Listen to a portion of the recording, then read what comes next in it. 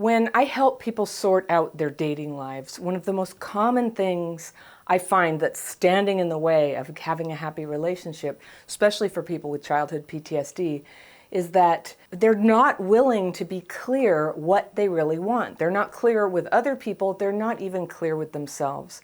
So one of the things that I teach everyone is to get clear about what you want.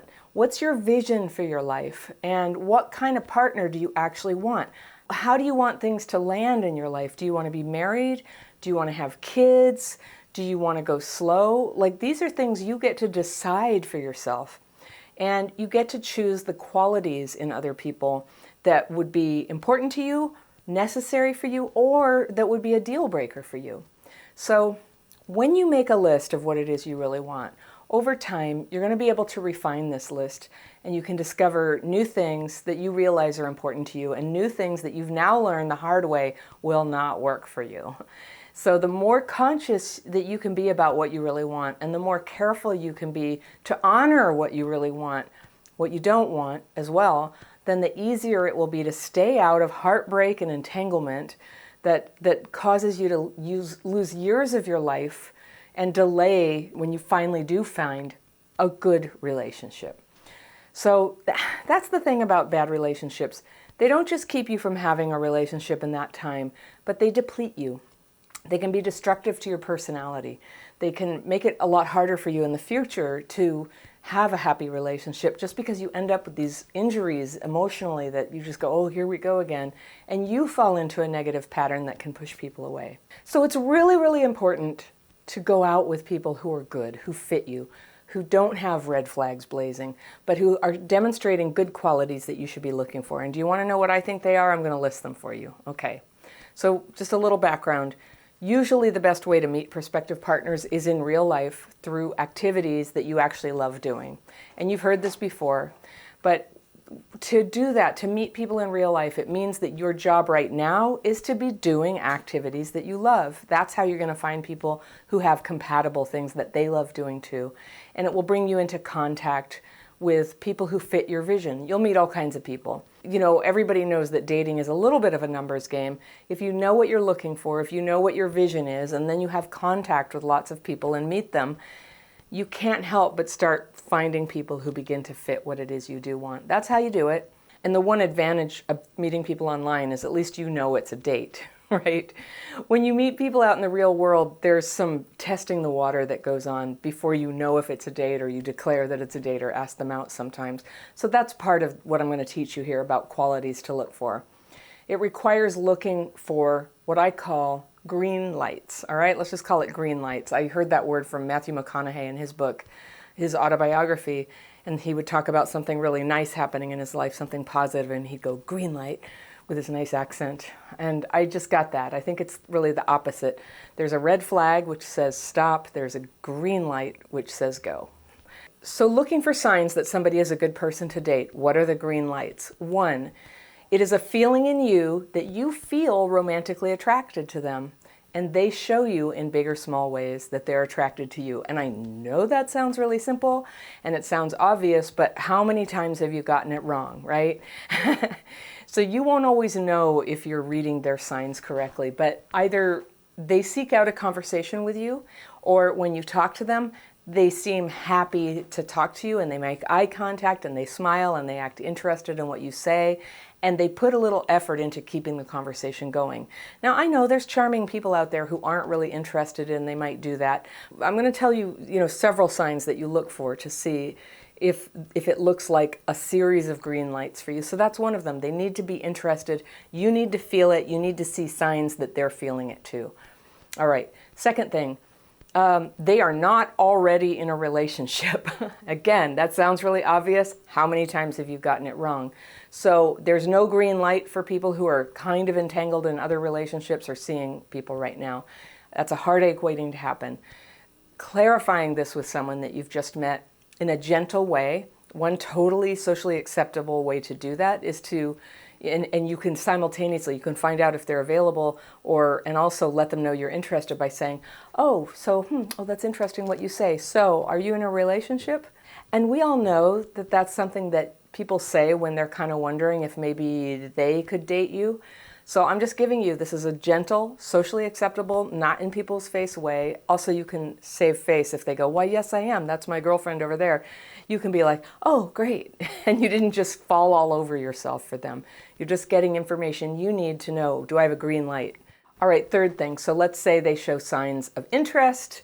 They're not in another relationship, and one of you suggests getting together sometime. If you're in doubt about where they're coming from, if they suggest this, or whether they mean it to be a date, your mission is to get that clear, ideally before the first date. But it's possible sometimes people do this as friends and you don't know yet and you don't want to force the issue. Okay, so the worst case is you go along as if you're friends, but you don't do a second thing with that person unless it is clear that it's a date, that they are in fact interested. And at that point, if you went on one thing that you thought was a date and you have to ask them if it's a date and they say no, yeah, you could still stay friends with them. There hasn't been like a great love lost or anything. But if you struggle with emotionally unavailable people, I would just say, if you feel attracted to them and they're not into you, they're just not a good person to be friends with. It's going to be just kind of like draining you of your emotional availability all the time. Your choice, though. All right, number 4. When you meet online, you're generally putting your information out front about what you're looking for, what's going on in your life, what your status is. And you can read from other people, what are they looking for? And if you both decide to meet in person, you know it's a date. You've accomplished certain things that you would otherwise have to do through the whole ritual of what we just described in the first 3 points for meeting in person. So if you met online, you can skip through 1, 2, and 3. Here we are at number 4. So this applies no matter how you meet. They demonstrate an interest in getting to know you. They don't just talk about themselves.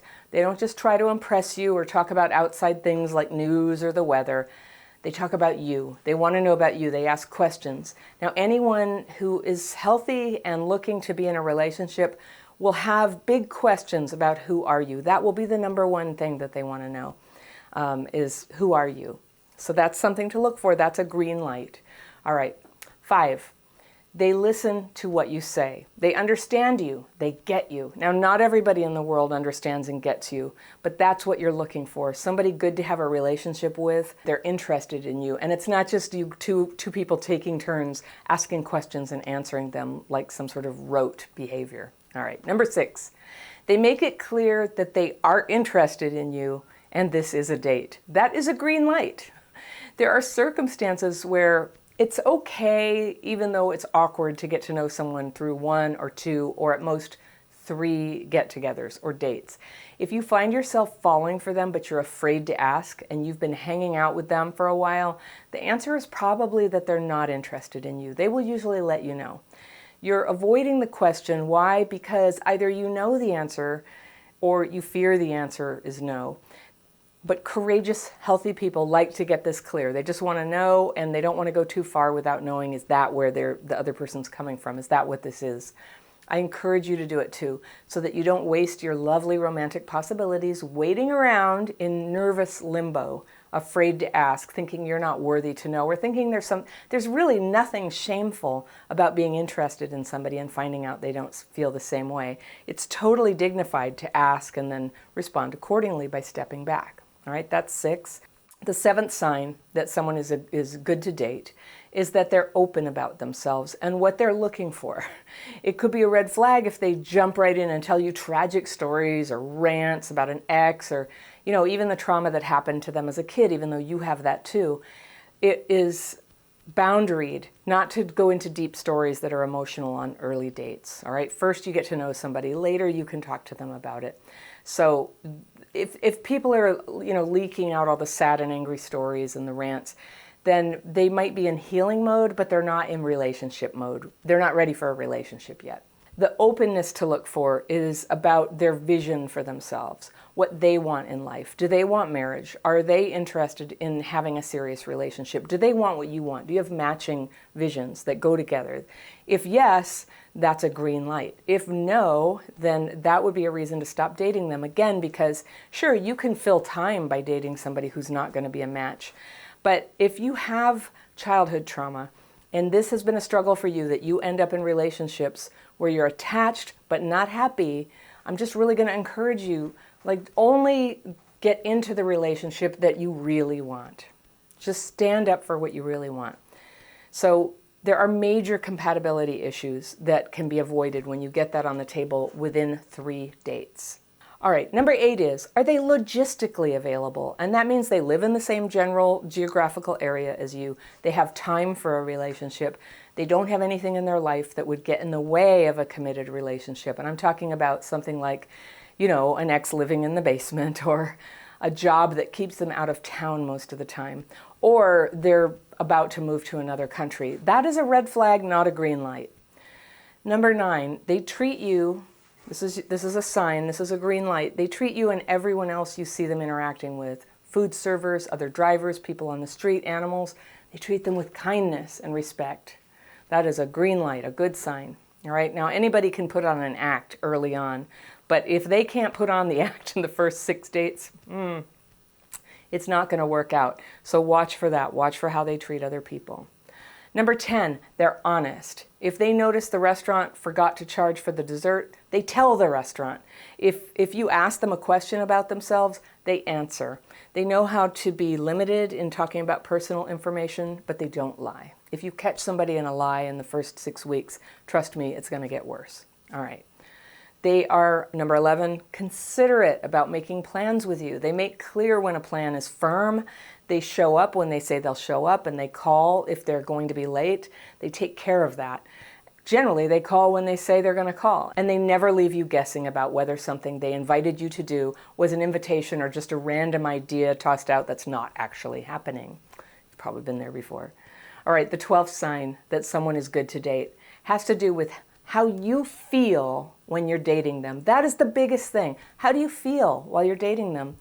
You feel good. That's a green light. Not just because, there's hope that the lonely nights are finally going to end, because that can kick in and sort of cloud judgment about how does it feel. But that's really fear about what it would feel like if you weren't with them. It's nice to have somebody in your life. It's a legitimate thing to hope for, but it's not enough. And it's not enough to just feel attracted or crazy about them. By itself, those feelings are not a sign. The sign is that as a result of meeting them and spending time with them, you feel lifted up. You find yourself being a better version of yourself, and in meaningful ways, like you are taking responsibility in a better way. You're taking better care of yourself. Perhaps learning something new instead of just frittering away time. You want to be a better person.